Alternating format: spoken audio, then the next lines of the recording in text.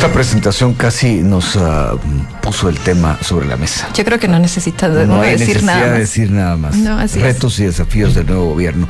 Esto lo vamos a platicar con dos lectores permanentes de la realidad que además han sido candidatos presidenciales y que tienen cada uno una visión de país que al complementarla y al ponerla a circular, pues le va a dar muchas ideas a quienes están en este momento con la responsabilidad de como funcionarios de sacar adelante el gobierno y a los ciudadanos que desde el lado, por supuesto, de la gente tendrán también que hacer un trabajo. Presentamos a nuestros invitados. Así es, Felipe, usted adelantó, los dos han sido candidatos presidenciales. Uno de ellos es el licenciado Manfredo Marroquín, fundador de Acción Ciudadana. El otro es el licenciado Luis Velázquez, economista. A los dos les damos la bienvenida y el agradecimiento por acompañarnos en este espacio de A Primera Hora. Bueno, empecemos con el licenciado Marroquín. Licenciado Marroquín, si vamos al reto del tema de lucha contra la corrupción, ¿qué es lo que usted cree que tienen que hacer inicialmente quienes ocupan ahora el Ejecutivo? Buenos días. Bueno, buenos días. Yo te diría que la corrupción fue la política oficial de los últimos 12 años, por lo menos de los últimos 3 gobiernos. Es decir, los gobiernos principalmente fueron a saquear el Estado. Entonces, lo primero creo que ya se siente un respiro. Ojalá que no... que aparte de no ser parte activa de esa política de corrupción, este gobierno ya va implementando sistemas de control, de prevención, control. Sanción está difícil porque la sanción ya le corresponde a órganos que ya sabemos que lejos de perseguir la corrupción, pues la defienden. Entonces yo creo que ya solo con detener que la corrupción sea una política activa del gobierno ya es mucho. No ser parte activa, dice usted, pero no ser parte activa. Pero cuando llegan a los ministerios, a las diferentes entidades de gobierno, hay muchas estructuras que ya están. Por supuesto. Y que no será fácil desmantelar, hay que decir. No, y por eso el segundo trabajo, yo lo decía, es empezar a detectar todas esas redes de corrupción que están enquistadas en el Estado. Yo creo que un ministro que no haga eso está condenado a fracasar. Creo que los ministros, su primera tarea es, aquí, cómo se gasta el dinero de este ministerio, que las juntas de licitación, cómo se conforman, en qué estamos gastando, si el gasto que hay, incluso estipulado en el presupuesto, obedece a parámetros racionales, necesarios, justificables. Entonces yo te digo, si cada ministerio lleva esa consigna, ya ahí se van a poder identificar y trasladar a donde corresponda, que ahí es donde tenemos las dudas, porque el Ministerio Público sigue tomado por la parte de que sí es parte de la política de corrupción activa todavía, pero por lo menos empezar eso. En el Estado de Guatemala hay, producto de esa gran corrupción, la planilla del Estado en los últimos 12 años casi que se duplicó. Hay una serie de plazas fantasmas impresionantes. Lo mismo en el Congreso, lo mismo en todos los órganos del Estado. Entonces yo te digo, solo identificar eso y quitar esa grasa que hay de corrupción, de ese mal gasto, para destinarlo en donde sí hay necesidades legítimas, ya sería un gran trabajo. Y ahí no estás tocando nada de la persecución penal. Es pura detección, depuración administrativa de esas redes de corrupción, sin tocar lo penal todavía, porque ahí todavía no podemos contar de que haya un órgano judicial totalmente independiente, que haya un ministerio público que haga su función constitucional, todo lo contrario. Entonces yo diría que el gobierno puede dar señales rápidas y tempranas de cómo piensa seguir su política anticorrupción, además de la primera, que es no ser parte activa de ese sistema de corrupción que se instauró en 12 años. Fueron 3 gobiernos activamente corruptos. De hecho, a finales de este mes se va a dar a conocer el índice de percepción de corrupción correspondiente al 2023 y el país sigue cayendo. Ya estamos más bajos que la mayoría de países africanos en el índice de percepción de corrupción. Es decir, estos 3 gobiernos sí hicieron bien su trabajo de saquear el Estado y de detenernos más de una década en términos de desarrollo. Entonces yo creo que con poco se puede ver la diferencia, con poco que se haga. Y lo poco que se haga está al alcance del Ejecutivo. Son medidas administrativas, son medidas de detección, que esas muy rápido la pueden hacer cada ministro. Por eso la tarea de luchar contra la corrupción no es de una comisión, no es de... Eso es mentira. Eso es de cada funcionario que nombre el presidente en su respectiva función y competencia. Licenciado Velázquez, ¿cómo manejar los compromisos ya heredados, los negocios que presumiblemente ya dejaron las autoridades anteriores? Buenos días. Buenos días. Muchas gracias por la pregunta, pero tal vez si me permiten, yo creo que hay temas de sentido común también que las nuevas autoridades tienen que tener. Primero, ubicarse en que ya no están en campaña, en que ahora ellos tienen que dirigir los destinos del país, que tienen que gobernar, que tienen que liderar con el ejemplo y dar una muestra de lo que la mayoría de la población está esperando. Y no hay que perderse, porque para eso hubo 500 encuestas en el proceso electoral. Tienen que parar la lucha de clases, tienen que parar la confrontación.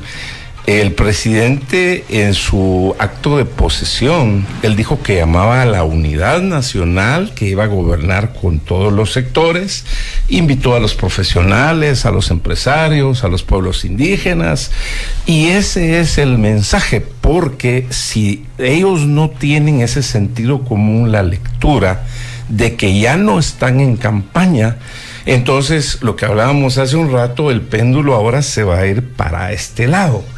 Y eso es peligroso. Entonces, perdón que le interrumpa, ya que toca el discurso del presidente Arévalo, ¿sintió el tono de campaña o sintió ya el tono presidencial? Sentí un 60-40 de ya sentido presidencial y un 40% de tono en campaña, porque ahora él tiene que decir concretamente qué va a hacer en el área de salud, qué va a hacer en educación, qué va a hacer para traer inversiones, para generar empleos, para parar la migración. Entonces hay dos parámetros ahí que no hay que perderse mucho y que son ilustrativos. Seguir la línea que ha decidido el presidente Petro en Colombia o la línea que ha decidido el presidente Milei en Argentina. Entonces, un tema concreto. A Davos, el presidente Milei se va en avión comercial y se va a gastar $1,500 en el boleto y va a caminar por carretera 130 kilómetros, o lo del presidente Petro, que se lleva una comitiva y se gasta $300,000 en el avión, dilapidando los recursos del Estado. Entonces hay que predicar con el ejemplo, eso dicen los expertos de liderazgo, y hay que aplicar medidas de reducción del Estado, hay que aplicar medidas concretas en contra de la corrupción. Yo puedo decir, Luis Felipe y Beatriz, y a su audiencia, que siempre lo dije, en el gobierno anterior y en otros, que la corrupción anda alrededor de un 40%. Y recursos este gobierno los tiene, porque recordemos que cuando entró el gobierno de Alejandro Yamatei, el presupuesto general de la nación eran unos 87,000 millones de quetzales y ahora son 116,000. Entonces hay 30,000 millones de quetzales más y la economía no ha crecido en ese sentido. Entonces, ellos fueron electos para el organismo ejecutivo. Eso quiere decir que tienen que ejecutar. Ahora no hay tiempo para diagnósticos, no hay tiempo para análisis, no hay tiempo para pensar, sino que se tienen que ejecutar medidas muy puntuales en los 14 ministerios, y recordemos que 4 años se pasan muy rápido. Por supuesto que no van a poder resolver los problemas que vienen desde los últimos 50 años, porque hay comunidades, los que conocemos el país, podemos decir que tienen 200 años de atraso. Y esto no es teoría, no es porque hemos leído un libro, sino porque hemos visitado las comunidades. Pero el mayor reto que tienen es rescatar, reencauzar y definir la ruta del desarrollo para Guatemala. Y esto no es ideológico, porque cuando ustedes ven las encuestas, la gente pide trabajo, empleo, pide oportunidades, se quejan del costo de la canasta básica y por eso se van a Estados Unidos. Y ahora que hay una luna de miel con la comunidad internacional, yo invitaría a los países del G13, Estados Unidos y Europa, que los lideran, a mí me gustaría ver que en las próximas 2 semanas vinieran sus ministros de economía de esos países con 500 empresarios y que nos digan, aquí les traemos 20 empresas que van a invertir $3,000 millones al año para el nearshoring y vamos a acompañar a Guatemala en crear 1,500,000 nuevos empleos en 4 años. Es decir, que eso, en mi opinión, son los temas de fondo. Y ahí es donde se debería encaminar. Ahora, para responderle puntualmente a usted, Beatriz, si se quedaron arreglados negocios anteriormente, entre comillas, le hacen negocios amarrados, digamos. Amarrados, pues recordemos que ahora ellos tienen la mayoría en el Congreso y tienen la presidencia del Congreso, entonces su primer trabajo es fiscalizar. Y hay que fiscalizar todo lo que se hizo. Está la Contraloría, está el Ministerio Público y por supuesto que estamos todos los ciudadanos y los medios de comunicación para que fiscalicemos con objetividad. Esto no debe de ser una cacería de brujas, sino tienen que haber fundamentos y tiene que haber un sustento de qué pasó. Muy bien, un ejemplo concreto. En esta carretera se dijo que valía 50 millones y son 3 kilómetros. Eso no puede ser. Hay una sobrevaloración. Entonces hay estándares internacionales, ahí está el Colegio de Ingenieros, hay expertos y se debe hacer una evaluación si realmente hicieron la carretera o solo la pagaron y no existe, porque eso ha pasado muchas veces, y proceder con bases para empezar a generar confianza. Creo que estos próximos días el gobierno tiene un gran reto, y esto no es solo para el Ejecutivo, es también para el Legislativo y es también para los alcaldes y los gobernadores. Tienen que ejecutar en función de las expectativas que tiene la mayoría de la población. Nuestro reto es ir a la pausa. Y yo creo que no es reto. No, ni tampoco es desafío. Es obligación. Nos corresponde, así que regresamos en breve. Seguimos conversando.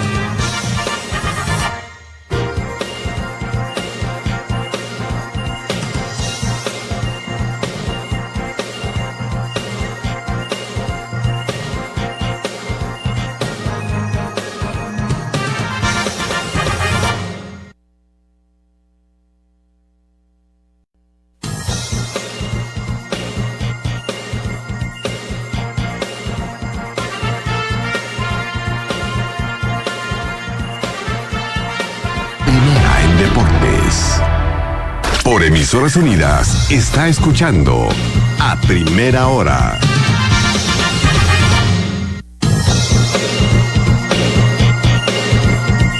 Retomamos aquí la conversación en la primera hora. Estamos hablando de retos y desafíos para el próximo gobierno, tanto con el licenciado Manfredo Marroquín, fundador de Acción Ciudadana, como con el licenciado Luis Velázquez, economista. Ambos en su momento fueron también candidatos a presidente. Bueno, estábamos hablando del tema de la corrupción, que es uno, digamos, de los temas clave por los cuales, según las encuestas y según lo que ha podido determinarse, ganó la elección Bernardo Arévalo. Ahora vamos a temas que preocupan en general a, digamos, la construcción del futuro del país, salud, educación y esos temas que siempre, por supuesto, son de gran importancia. Hablemos, por ejemplo, del tema de salud, licenciado Marroquín. Como usted dijo que con pequeños cambios, pequeñas acciones se podían empezar a notar, digamos, variantes en la manera de ver al gobierno. En salud, ¿qué se puede hacer tomando en cuenta la situación que encuentran en sus Mira, la mayoría, lo primero que tiene que hacer un ministro al llegar es revisar su presupuesto. Yo creo que el presupuesto de la mayoría de ministerios está destinado a dos simples cosas. Uno, al pago de planillas, que primero tiene que ver si esas planillas, esos puestos de trabajo se justifican. ¿Cuántos sí se justifican? ¿Cuántos son por pago de favores políticos? Yo te aseguro que en esa cartera, por ejemplo, salud, vas a encontrar un 40% de plazas que no son necesarias. ¿Y cuántos casos hay en hospitales que pueden repetir el episodio del San Juan de Dios, hace varios días sin luz? Bueno, ese es un rubro que es el mayoritario, el gasto en planillas. Y el segundo es que la otra parte del presupuesto, que es para inversión, para compras, está destinado a proveedores ya que son dueños de ese presupuesto de la cartera, porque ellos son los únicos que proveen con insumos sobrevalorados, bueno, todo lo que ya sabemos. Entonces, si solo con esa revisión de esos dos rubros y todo lo pones en su debido lugar, si compras a precios de mercado, ¿verdad?, respetando los procesos que establece la ley, y quitas toda esa grasa que hay de plazas no justificables, y ahí se va a ahorrar no sé cuánto, un 30% de su presupuesto para invertir en lo que sí hay que invertir. Pero todas las carteras es exactamente el mismo problema, ¿verdad?, que ya el presupuesto de esa cartera tiene un dueño, que son los proveedores, digamos, que financiaron campañas. Ahorita tenemos la gran oportunidad que este partido que va a gobernar, pues no fue un favorito de ningún financista, ¿verdad? Llegó por sorpresa, porque la gente quería un cambio, estaba hastiada de tanta corrupción. Yo hablaba de 12 años anteriores, pero obviamente esto viene de más atrás, pero la gente sí ya está hastiada de ver gobiernos que solo les sirven para pagar a sus financistas y que son totalmente cínicos y descarados en ofrecer algo que después no solo no cumplen, hacen todo lo contrario, como vimos en el caso del último gobierno y del penúltimo y de todos, pues. Entonces, yo sí te digo, en salud, yo creo que solo haciendo esas medidas que son más de orden administrativo, financiero, interno, se puede lograr muchísimo, porque efectivamente, y se comprobó, por ejemplo, con el proyecto que hizo UNOPS en el Seguro Social, ahí se ahorraron más de 2.500 millones en compra de medicamento, porque el mismo medicamento que vendían antes los mismos proveedores, lo vendían, ponle, a 20 quetzales, bajo el sistema UNOPS lo bajaron a 2 quetzales. El mismo medicamento, el mismo proveedor.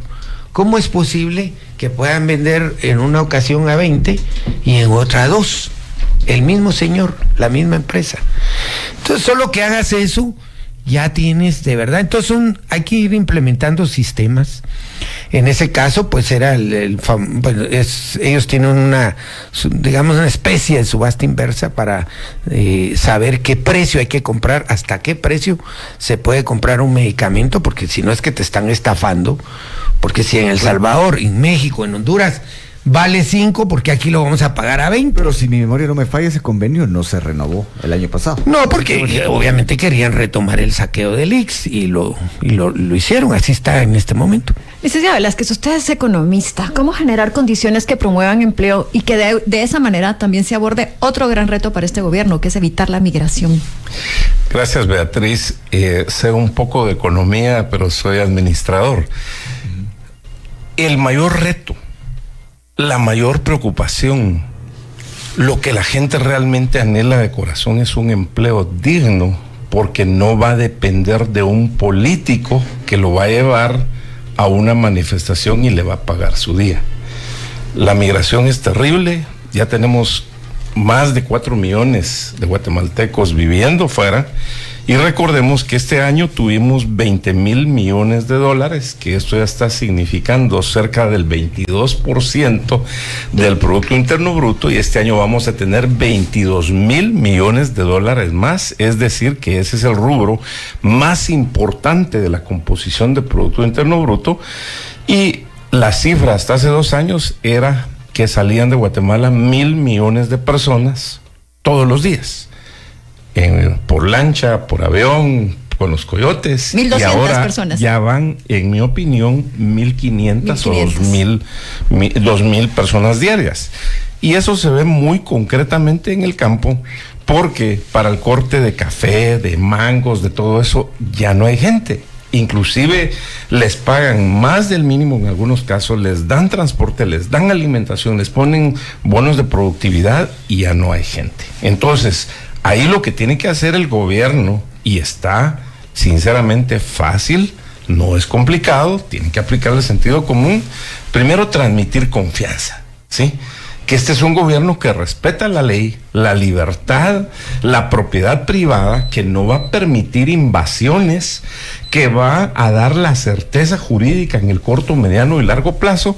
Y ahí tenemos una oportunidad tremenda con lo que pasó con el coronavirus, con los líos con Asia, China y lo que se denomina el nearshoring. Entonces ahí están las zonas de desarrollo económico especial públicas, donde podemos traer empresas como las que están viniendo para ensambladoras de autos, ensambladores de celulares, la industria de la confección. Usted puede traer lo que se considere conveniente, y ya que tenemos el Tratado de Libre Comercio con Estados Unidos, tenemos con Europa, tenemos que invitar a empresas que se instalen acá para exportar a todo el continente americano o al mundo inclusive. Le puedo dar muchos ejemplos. Ahí hay uno reciente en una zona de desarrollo económico especial público, ya lo fui a ver, en la frontera con México, en Tecumumán, ¿sí? Una empresa de origen japonés. Entonces eso se tiene que hacer. El gobierno, en lugar de regalar con programas sociales, puede implementar programas de alimentos por trabajo en las comunidades, para que la gente sienta que se está ganando realmente y que se les está dando dignidad, porque la gente quiere trabajar y quiere emprender. Otro tema que se le tiene que entrar muy puntualmente es el acceso al financiamiento. Recursos hay, la banca nacional está muy sana, es una banca tecnificada, pero estamos llegando más o menos a un 40% de la población económicamente activa. Y ahora hay herramientas que realmente nos permiten entrar, y ahí la diferencia entre Guatemala y Chile, por ejemplo, que ellos tienen una penetración del sistema financiero de un 95% y nosotros tenemos de un 40%. Es decir, que oportunidades realmente hay. La remesa, por ejemplo, no se reinvierte, solo se usa para gasto. Ese es un tema muy cierto, se va en consumo, se va en pago de deudas, etcétera. Entonces, con todos esos recursos que están, se puede poner un abanico de oportunidades para inversión en turismo, en proyectos productivos, en vegetales, en frutas, en viviendas. Hay que desarrollar cerca de 2 millones de viviendas nuevas en Guatemala, es decir, que las oportunidades están, las fortalezas están por capitalizar, y eso no es ideológico. Porque ahí ve usted que expresidentes como por ejemplo Mujica en Uruguay, él dijo: con los empresarios no me meto, Ellos que paguen sus impuestos, que produzcan y que me creen empleos. Eso realmente es lo que necesita ver el gobierno. Y en el tema de pueblos indígenas, que lo tocó mucho el presidente en su campaña y lo tocó en su discurso también, ¿verdad? La mejor forma de ayudar a los pueblos indígenas es a través de apoyarlos en el desarrollo de su espíritu emprendedor, de su empresarialidad. Nuestros pueblos indígenas son comerciantes, eso es histórico, y la gente realmente quiere entrarle. Y hay una herramienta muy importante que es la ley de consejos de desarrollo. En los 340 municipios debe de haber una comisión de desarrollo económico local, que eso lo forma a través de los consejos de desarrollo, lo legitimiza, lo pone en ley el alcalde en su comune. El gobernador puede apoyar esas desarrollo económico local, y el gobierno tiene la Secretaría Ejecutiva de la Presidencia, tiene ese G-Plan para articular a través de los consejos de desarrollo, es decir, que las decisiones pueden traducirse desde el CONADUR, que es el presidente de la República el que lo preside, hasta las 33,000 comunidades, es decir, que herramientas para hacerlo hay. Y para resumir, hoy somos la 9ª economía en América Latina. Tenemos condiciones para que en 25 años de tomarse las decisiones correctas, nosotros podamos ser la 5ª economía del mundo, de América Latina, promoviendo el desarrollo energético, promoviendo el desarrollo de las minas, promoviendo el desarrollo petrolero. Es decir, que las oportunidades reales están. Usted ve oportunidades, y en una intervención anterior el licenciado Velázquez decía que, hay luna de miel con la comunidad internacional. La pregunta para usted, licenciado Marroquín, es la siguiente: traer inversión, eso por supuesto que es muy importante.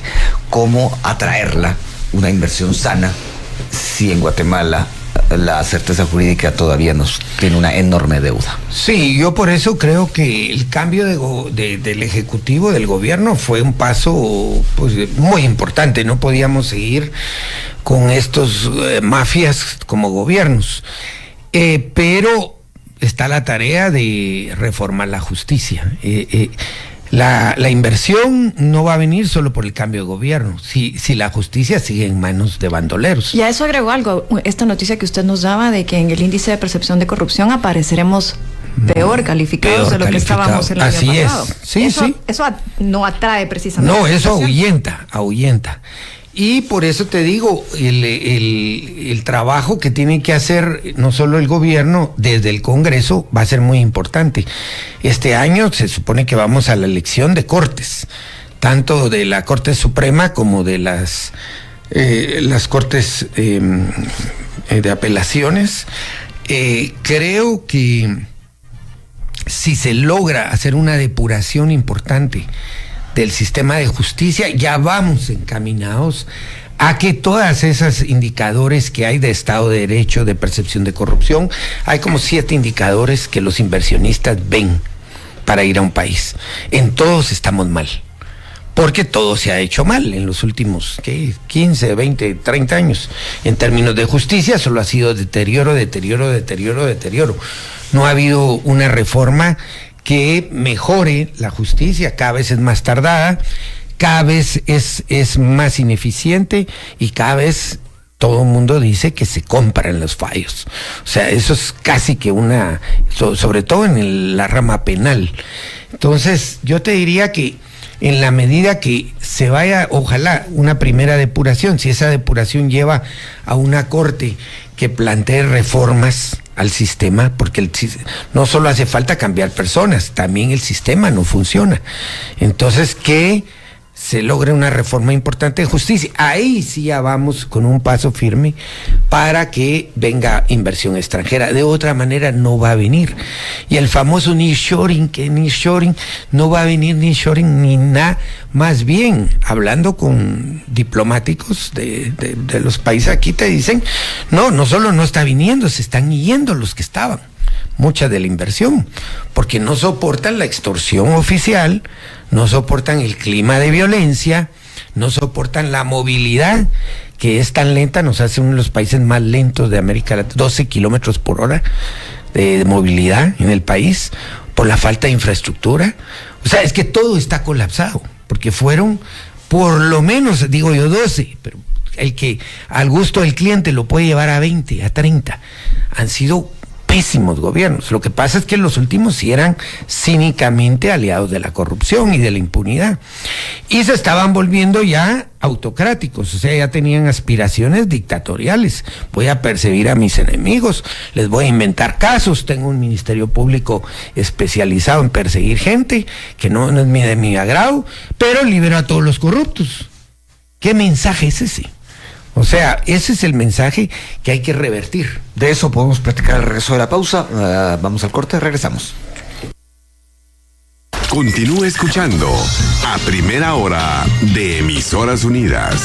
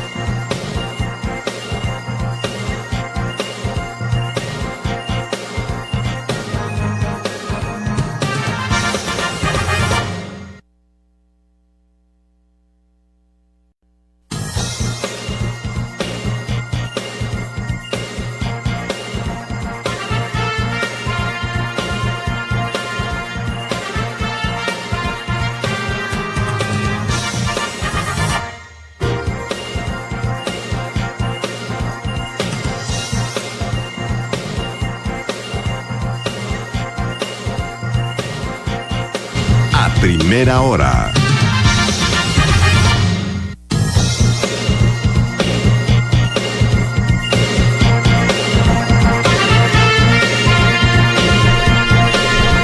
Aquí en la primera hora estamos conversando con el licenciado Manfredo Marroquín y con el licenciado Luis Velázquez. Ambos fueron candidatos presidenciales en su momento y el tema, retos y desafíos para la administración Arévalo Herrera. Bueno, sí, en ese sentido voy ahora con el licenciado Velázquez. Platicábamos previamente con el licenciado Roberto Alejos y le planteábamos algunas interrogantes acerca de lo que ha ocurrido el pasado domingo en la conformación de la 10ª legislatura y de la Junta Directiva y de cómo cómo las negociaciones políticas ya se dieron e incluso hay críticas hacia el hoy partido oficial por haber, digamos, pactado con algunos de los partidos o de los integrantes de partidos con los cuales habían tenido grandes diferencias en el pasado, incluso criticándolos. ¿Usted cómo ve eso, licenciado Velázquez? La negociación política ahora, ¿cómo tiene que ser? Porque todo va de la mano. Bueno, no solo hoy, sino ayer y mañana, todas las negociaciones políticas deberían de ser en función de que sea de beneficio para toda la República. Segundo, deben de ser 100% transparentes. 100% transparentes. Y sinceramente hay muchos cuestionamientos que yo sé que ustedes los abordaron en el programa anterior, que en mi opinión no debieron darse, porque eso realmente ya pone a mucha gente que pensar. Hay personajes cuestionados, hay situaciones en las cuales ellos probablemente participaron anteriormente, ¿verdad? Que yo no tengo todos los elementos para ratificar o para desmentir, eso le corresponde a las instancias en el sistema de justicia. Entonces me parece que eso no le suma al nuevo gobierno, le resta. Entonces, yo pediría que otra vez, ¿verdad? El gobierno tiene que tener sentido común, tienen que pedirle sabiduría a Dios, actuar con valores para que llenen la expectativa que la mayoría de la gente tiene de que va a haber un cambio real, de que va a ser un gobierno que va a ejecutar, que va a trabajar con una visión de país en la cual separa la confrontación, que no hay odio, que no hay resentimientos, que hay una agenda de nación para el corto, mediano y largo plazo. Y no tienen que inventar, regresando al tema económico, ahí está el plan Guatemala no se detiene, que tiene el acompañamiento de la empresa más grande del mundo, McKinsey, para citarlo, ¿verdad? Y dar la fuente, y que está asesorando a gobiernos de Dominicana, de Honduras, de Panamá, y ahí están los resultados. Está también el plan Catún, independientemente si nos gusta algo o no nos gusta, en fin. Hay temas sobre los cuales incluso habló de los acuerdos de paz. Ellos deben de avanzar. Ahora, los acuerdos de paz, sinceramente, nunca se implementaron, se quedaron como una firma folclórica, para decirlo claramente, como una firma emocional. Y en la práctica no se va a cabo. Le doy un indicador concreto. Decía que debíamos crecer al 7% la economía anual y hemos estado creciendo al 50% de eso. Pero como agenda de país, sí, como hoja de ruta. Como agenda de país. Entonces yo creo que el nuevo gobierno debe de salirse de los temas que generan polarización. Y me adelanto a un tema muy concreto. Ahora, hay algunos que dicen que se debe refundar el Estado y que se debe llamar a una Asamblea Nacional Constituyente. En mi opinión, eso sería un grave error, porque nos va a meter en una polarización tremenda. Se van a perder 4 años valiosos y dentro de 4 años usted nos va a invitar nuevamente acá y vamos a estar hablando de los problemas más graves. Entonces, ¿quién con una luz se pierde? Hay que ver lo que sucedió en Chile. El presidente Boric ya abandonó ese tema, hizo 2 intentos, no pudo reformar la Constitución, se ha caído la economía, se ha devaluado la moneda, en fin, una serie de problemas hoy están más enfrentados. Entonces, el gobierno tiene que definir. Ya hay un plan operativo anual que fue realizado el año pasado, que eso encaja con el presupuesto. Muy bien, revísenlo, definan 3 prioridades concretas en cada ministerio, pongan a los ministros, a todos los equipos a trabajar en función de resultados y enfóquense. Y le deben de presentar resultados a la población mensualmente. Entonces, el enfoque de una gestión por resultados, el enfoque de una gestión transparente. La corrupción es preocupante, pero no es ese el único tema, porque la gente en las comunidades está esperando proyectos productivos, está esperando carreteras, está esperando que la escuela funcione, que el maestro llegue a trabajar y no se desaparezca, está esperando medicamentos, y hablo del sistema de salud primaria, ¿verdad? No estoy hablando de lo más avanzado. Pero mucho de eso no ocurre precisamente por la corrupción. Pues sí, totalmente de acuerdo, pero entonces tienen el mecanismo de la Comisión de Corrupción en el Ejecutivo, tienen el mecanismo de la fiscalización en los 160 diputados, tienen el mecanismo de la Contraloría General de Cuentas y tienen que presentar las denuncias al Ministerio Público para que proceda con las investigaciones y sustente ¿Usted los confía en casos. el Ministerio Público que tenemos ahora? Yo como guatemalteco tengo que confiar en todas las instituciones de Guatemala. Si no están respondiendo, tenemos la obligación los guatemaltecos de denunciar ante las instancias y que sigan los procesos en ley. Todas las instituciones realmente tienen cuestionamiento, Luis Felipe, no solo en Guatemala, sino en Estados Unidos, en Europa y en el mundo. Y es una labor ciudadana que tenemos que hacer, indicando todo con bases. Licenciado Marroquín, ¿cómo vio usted la negociación en el Congreso el domingo pasado? Pues fue la verdad es que fue algo, ¿qué te diría?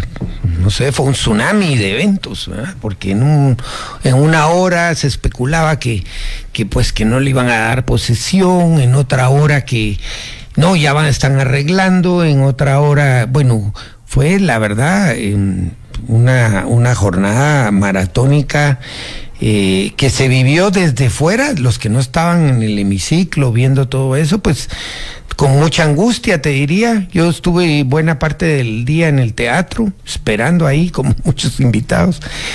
Pero la intención era clara, pues había una agenda para impedir la toma de posesión del presidente. Esa agenda la llevó a cabo, pues, la directiva que se fue, junto con la comisión transitoria, alargaron el proceso, se atribuyeron funciones que no eran propias de esa comisión, como por ejemplo volver la comisión esta de, ¿cómo es que se le llama? La que simplemente verifica. Verificadora, pues, la volvieron en una pesquisidora, pues casi viendo expedientes, si tenían finiquitos, si no tenían esto, cuando solo tenían que corroborar que la persona que iba a asumir era el DPI que llevaba. Eso es todo el tema de verificación.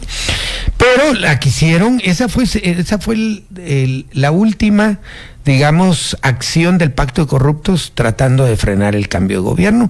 Afortunadamente no se les hizo el resultado. Creo que la negociación hoy está saliendo a luz, que fue también en base a una agenda legislativa. Esperamos que esa agenda legislativa se aclare, se transparente, digan en qué consiste. Ya dijeron algunos temas. Yo creo que simplemente con que el legislativo retome todo lo que no se ha hecho en los últimos años, no vamos a decir cuántos, pero hay agenda pendiente groseramente en el tema de transparencia, en el tema de desarrollo social, en el tema económico. Hablan de darle prioridad a la ley de competencia, por ejemplo. Por ejemplo, somos el único país de América. Y la ley electoral. De que no tiene ley de competencia. Y esa supuestamente ya está consensuada. No, es que siempre que se iba a llegar a algo, se boicoteaba. Vaya a ver usted por qué intereses, hay interés de boicotear una ley que tiene todo el mundo. Y que a estas alturas del partido van a decir que es una ley, no sé, comunista o no sé qué, cuando todo el mundo la tiene. Entonces, yo creo que sí, el país tiene una agenda rezagada en lo social, en lo económico, muy importante, y en temas de administración pública. Hay que mejorar la administración pública. Obviamente ahí el combate a la corrupción es lo primero, porque es lo que ha desvirtuado la función pública. Hoy en día la mayoría de la función pública está organizada para saquear el Estado. Sí te lo puedo decir. Nosotros en los últimos años hemos presentado, ahorita no recuerdo bien el número, pero te estoy hablando de decenas de casos súper bien documentados, todos desestimados por el Ministerio Público. Todos, 100%. Se nos acaba el tiempo. Entonces, ¿cómo voy a creer yo en una institución para la cual no existe la denuncia ciudadana ni la corrupción, cuando está a la vista de todos nosotros? Bueno, como administrador, licenciado Velázquez, nos queda un minuto. ¿Cómo enfrentar el tema de sindicatos en el Estado? Sobre todo en ministerios donde hay 40 sindicatos, por ejemplo. Es muy sencillo. Certeza jurídica, aplicación de la ley. la Procuraduría General de la Nación, que es el abogado del Estado, es decir, su abogado y el mío, porque no representa, debe, cuando uso la palabra debe, esto es mandatorio, revisar el 100% de los pactos colectivos, los pactos sindicales, y ver lo que exceda la ley, declararlos lesivos, lo pueden hacer, y definitivamente hacer una renegociación, una consolidación o lo que sea, porque no podemos tener gente en el Congreso que hace un trabajo, o aparentemente lo hace, pero gana 20 veces más que alguien. Entonces, esa es una tarea que hay que preguntársela a Mario Taracena, porque se le dijo en su momento, cuando él era presidente del Congreso, que debía haber hecho una liquidación, es decir, una indemnización, y no se hizo. Entonces, sí se puede, Luis Felipe, y esa es una tarea que lo tienen que hacer todos los ministros. Y para finalizar, dejémosle 5 metas al país que el gobierno tiene que liderar. Muy bien, Manfredo hablaba de la corrupción. Estamos en el puesto 140 y algo, digamos 145. 150 y algo. Muy bien, entonces su primera tarea en un año debería ser bajarlo al puesto 100, porque tiene que liderar con el ejemplo, y eso se puede hacer. Segundo, tienen que crear más de 1 millón de nuevos empleos. Ahora me moví al área de economía, ¿sí? Entonces tienen que generar 250,000 nuevos empleos, bien pagados, remunerados y en ley. Voy al tema de salud. El 100% de los centros de salud de los 340 municipios y en algunas microrregiones, donde se consolidan varias comunidades, de atención primaria, no estoy pidiendo exquisiteces, Dora, deben de funcionar con lo básico. Me voy a educación. Los 27,000 centros educativos deben de funcionar con sus maestros y que lleguen a trabajar de lunes a viernes. Me voy a la agricultura, al campo. 100% de certeza jurídica, no se va a tolerar invasiones y se va a proceder en ley. No estoy hablando de ir a sacar a la gente a balazos y todo, estoy hablando de un proceso donde se deben de ejecutar las órdenes de desalojo. Estoy hablando ahora de qué esperan las comunidades, proyectos productivos. Y Manfredo mencionó el tema de la infraestructura.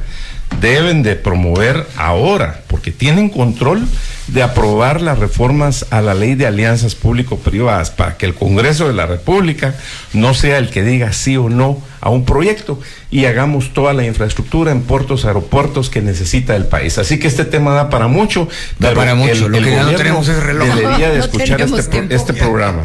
Pues muchas gracias al licenciado Velázquez y al licenciado Marroquín por haber estado acá. Vamos a la pausa, volvemos. Así es.